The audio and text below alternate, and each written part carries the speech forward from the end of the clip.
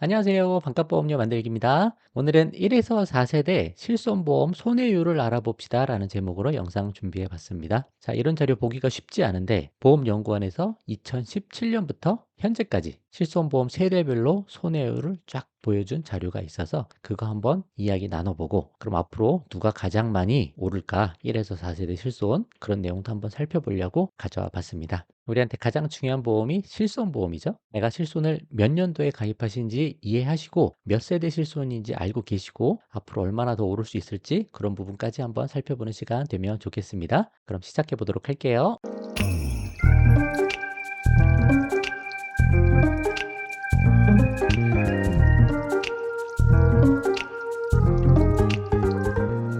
자, 최근에 보험연구원 키리에서 실손의료보험 현황 및 개선 과제에 대해서 발표를 한 내용이 있습니다. 그 자료에서 가져온 내용인데, 자, 이거 한 페이지예요. 이거 설명을 좀 드리려고 가져와 봤습니다. 자, 실손보험의 1에서 4세대 세대별 손해율 손실액 현황을 이렇게 한 차트로 만들어 놨어요. 보면 1에서 4세대 합한 거 전체적으로, 그리고 여긴 1세대, 여긴 2세대, 여긴 3세대, 여긴 4세대죠. 1세대 실손은 표준화 이전 실손이라 그래서 2009년 이전에 가입한 실손, 그걸 1세대라고 하고, 그 이후부터 3세대 출시되기 전까지가 다 2세대죠. 3세대가 2017년 4월에 출시가 됐습니다. 그리고 4세대가 2021년 7월에 출시가 됐고요. 올해 말에 5세대가 나오니 많이, 뭐 그런 이야기가 계속 나오고 있는 그런 실정입니다. 자, 그래서 내가 몇 세대 실손인지는 아셔야 되고, 1세대, 2세대 실손이 보장이 좋긴 하죠. 근데 너무 많이 비싸니까 보장을 좀 줄이면서 3세대가 나왔고, 그 다음에 이제 4세대까지 나온 상황입니다. 1에서 2세대에서 3세대 올 때 보장이 좀 줄면서 보험료가 많이 낮아졌어요. 4세대는 3세대보다 더 낮아졌어요. 그러다 보니까 손해율에 문제가 좀 되기도 했는데, 1세대부터 한번 보도록 하겠습니다. 위에 있는 이 선들을 보면 여기 실선이 위험 손해율이고 점선이 합산 비율로 볼 수 있습니다. 여기서 위험 손해율은 사업비 뺄 거 다 빼고 우리가 이만큼 손해봤어요 라고 하는 거고요. 합산 비율은 사업비까지 포함해서 우리가 받은 거 대비 나가는 게 이렇게 많아요. 그런 손해율이에요. 그래서 사실은 사업비 포함한 합산 비율 요 정도로 얘기하면 좋은데, 위험 손해율을 내세우면서 좀 더 높게 보이려고 하는 그런 것도 있을 수 있다고 생각을 합니다. 좀 더 커 보이니까요.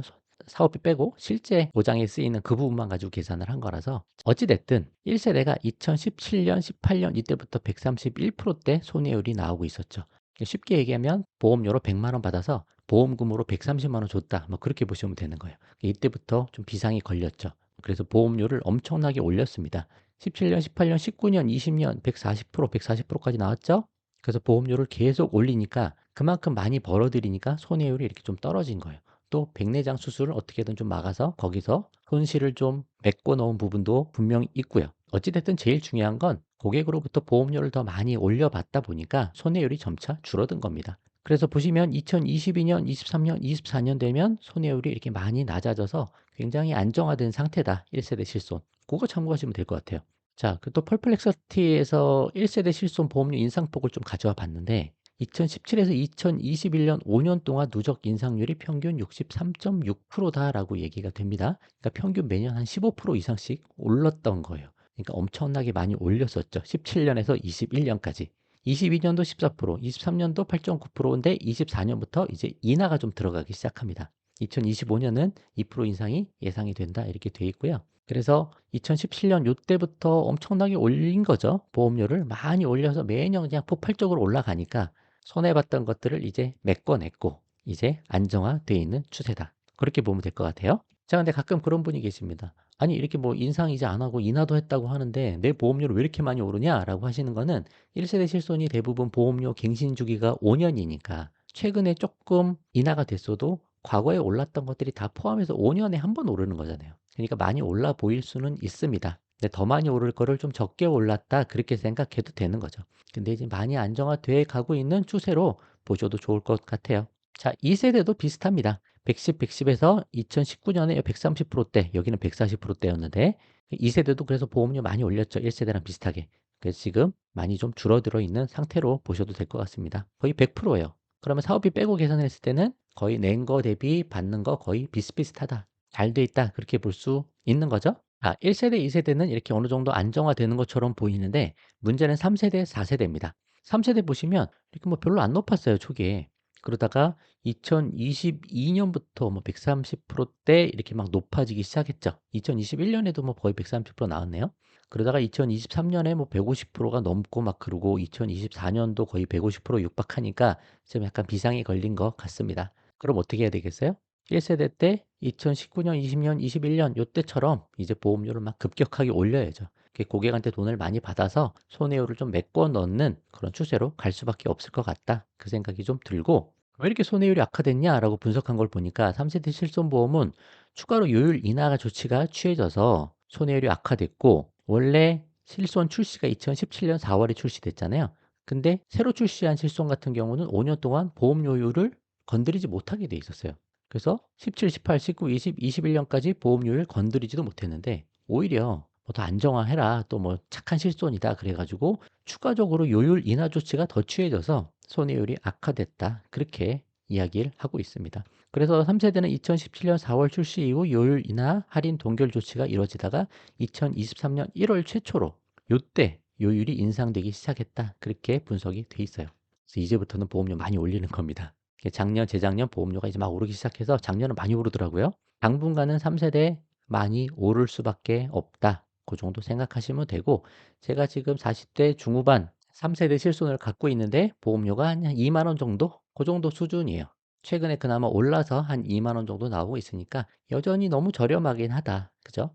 보험료가 작으니까 손해율이 높아져서 더 많이 오를 것 같다, 당분간. 그 정도 생각을 하고 계시는 게 좋을 것 같다 말씀드립니다. 자, 4세대 실손도 은근히 손해율이 높게 나와요. 지금 131%대, 지금 2024년 상반기 누적 자료인데 손해율이 제법 높아지고 있는 것 같아서 4세대도 좀 긴장하고 있는 것 같습니다. 110에서 130 나오는 거 보면 3세대 실손은 2020년, 21년 뭐 요 정도 수준인 것처럼 보이거든요. 그러다가 이렇게 또 팍 뛸 수도 있으니 4세대도 좀 조심을 해야 되겠다, 그렇게 보고 있는 것 같습니다. 자, 그래서 2017년부터 24년까지 거의 8년 동안에 1에서 4세대 실손 손해율 데이터가 이렇게 한 번에 나온 자료가 있길래 제가 이거 좀 소개를 좀 드려보려고 가져왔던 거예요. 요런 내용 정도 알고 계시고, 아, 내가 몇 세대 실손에 가입돼 있는데, 앞으로 얼마나 더 오를 수가 있겠네? 라는 거 그냥 감안을 좀 하고 계시면 좋겠다 차원의 말씀을 좀 드리려고 했습니다. 당분간 1세대, 2세대 실손은 그렇게 많이 오르지 않을 것 같아요. 그 정도 참고하시고, 그럼에도 불구하고 1세대, 2세대 실손 보험료 수준이 너무 높고 이거를 유지하지 못하겠다 싶으신 분은 그냥 과감하게 전환하셔야 됩니다. 괜히 실효되거나 해지하거나 하실 필요가 전혀 없는 거예요. 계약 전환제도, 실손 전환제도 통해 넘어오시면 됩니다. 힘드신 분들, 그러신 분들이 계세요. 실효를 해요. 실효. 보험료를 못 내요. 근데 실효를 3년 내에 살릴 수는 있잖아요. 못 냈던 보험료 다 내고. 근데 한번 실효하신 분은 그거 살리기가 정말 어렵습니다. 왜냐하면 몇 년치 보험료 못 낸 게 누적돼 있기 때문에 그 돈을 한꺼번에 내고 그 실손을 다시 살리는 게 매우 어려워요. 그래서 아예 실효 자체를 하시지 마시고, 어려우면 그냥 어렵다 싶을 때 보장 좀 줄어도 4세대로 가자 해서 전환하는 것도 방법이 되니까, 정 어려우면 그렇게 하시는 것도 좋겠다라는 말씀을 좀 드려보고, 3세대, 4세대 실손은 조금씩 더 오를 수 있다. 펄플렉스티에서 찾아보니까 3세대 실손 같은 경우 2025년에 20% 가까이 인상이 될 수 있다라고 하네요.